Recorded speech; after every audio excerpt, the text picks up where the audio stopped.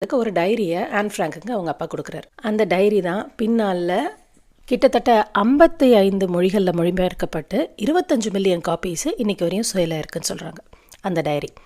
அந்த டைரியில் அப்படி ஆன் ஃப்ராங்க் டெய்லி என்ன பண்ணுவாங்க, மறைந்து இருந்தாலும் அவங்களுக்குன்னு ரொம்ப டிசிப்ளினாக ஒரு ரொட்டீன் இருக்குது. காலையில் இத்தனை மணிக்கு எழுந்துக்கணும், இத்தனை மணிக்கு வேலை செய்யணும், இதுக்குள்ளே எல்லா வேலையும் முடிச்சிடணும், படிக்கணும், பல மொழிகள் கற்றுக்கணும். ஆன் ஃப்ராங்குக்கு ஒரு ஜேர்னலிஸ்ட்டாகவும் ஒரு ரைட்டராகவும் வரணும்னு ரொம்ப ஆசை. ஸோ அந்த டைரி கிடச்சதில் ரொம்ப சந்தோஷம். தினசரி அந்த டைரியில் அவங்களுடைய உணர்வுகள் என்ன, பயங்கள் என்ன, என்னென்ன விஷயங்கள் நடக்குது அப்படின்னு சொல்லிட்டு அதை ஒரு தரவாக எழுதிட்டே வந்துகிட்டே இருக்காங்க. 13 வயசு பொண்ணு போய் என்ன எழுத போகுது? நாமளும் டீனேஜை கடந்து வந்திருக்கோம். நமக்கு டீனேஜில் இருக்கிற குழந்தைங்க இருந்தால் நமக்கு நல்லா தெரியும் அது எப்படி ஒரு ஹார்மோனல் பூலில் ஹார்மோனல் மெஸ்ஸாக நம்மலாம் இருப்போம் அப்படின்ட்டு.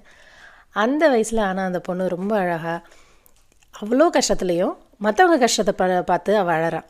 அவ்வளோ கஷ்டத்துலேயும் தெருவில் விளையாடுற குழந்தைங்கள ஜன்னல் ஓரமாக அந்த குட்டி கேப் வழியாக பார்த்துட்டு அந்த குழந்தைங்களுக்கு சரியான துணி இல்லை, சரியான காலனி இல்லைன்னா அதை நினச்சி இவ ரொம்ப வருத்தப்படுறா.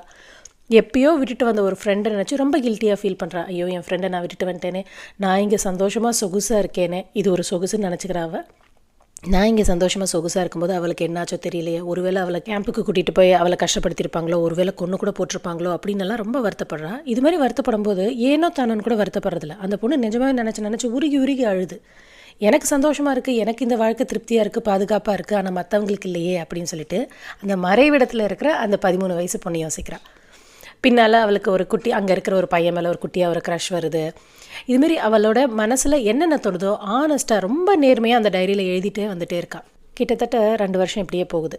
யூதர்களை மாட்டி விட்டால் ஜெர்மன் ட்ரூப்ஸ் ரிவார்டு கொடுக்கும் அப்படின்னு சொல்கிறாங்க. ஒரு காய்கறிக்காரர் அப்படின்னு சொல்கிறாங்க, எந்தளவுக்கு உண்மைன்னு தெரியல. கிட்டத்தட்ட $2 மதிப்புள்ள பணத்துக்காக இந்த 2 குடும்பத்தையும் கட்டி கொடுத்துட்றாரு. 4 பேரையும் பிரித்து கூட்டிகிட்டு போகிறாங்க. அம்மா அப்பாவை தனியாக கூட்டிகிட்டு போயிடுறாங்க கேம்புக்கு, ஹோலோகாஸ்ட் கேம்ப்பு, கேஸ் சேம்பர் அப்படிலாம் சொல்லுவாங்கள்ல, அங்கே கூட்டிகிட்டு போகிறாங்க. அக்காவையும் ஆன் ஃப்ராங்கையும் தனியாக கூப்பிட்டு போகிறாங்க. இந்த 2 குழந்தைங்களையும் கூட்டிகிட்டு போகும்பொழுது நீங்கள் அதுக்கப்புறம் தனியாக நீங்கள் யூடியூப்லேயோ இல்லை படிச்சிங்கன்னா உங்களுக்கு தெரியும் அது எவ்வளோ கொடுமையாக அங்கே இருந்தவங்களெல்லாம் ட்ரீட் பண்ணாங்க, எப்படி ஆடைய உருவி அவங்கள நிர்வாணப்படுத்தி என்னென்னலாம் செய்யக்கூடாதோ எல்லாமே செஞ்சாங்க, எப்படி அவங்க மேலே சயின்டிஃபிக் எக்ஸ்பெரிமெண்ட்ஸ் எல்லாம் ட்ரை பண்ணாங்க அப்படின்னு ஃபுல் லிஸ்ட்டும் இருக்கும். நான் அந்த டீட்டெயில்ஸ்குள்ளே போக விரும்பலை. ஆனால் இந்த கேஸ் சேம்பர் போய் கடைசியில் ஆன் ஃப்ராங்க் இறந்தும் போயிடுறா. அப்புறம் சில வருஷங்கள் கழித்து அவங்க அப்பா உயிர் பழைச்சிடுறாரு. அதுக்கப்புறம் எல்லாம் ஃப்ரீயாகிடுது, வேர்ல்டு வார் முடிஞ்சிருது, எல்லோரும் அவங்கவுங்க வேலையை பார்க்குறாங்க. அப்போது அவளுடைய டைரியை அந்த ஹெல்ப் பண்ணிகிட்டு இருந்தாங்க இல்லையா, யூதர்கள் இல்லாதவங்க, அப்பாவோட ஃப்ரெண்ட்ஸு, அவங்க எடுத்து வச்சுருக்காங்க. அவங்க கிட்டேருந்து அப்பா வாங்குறாரு.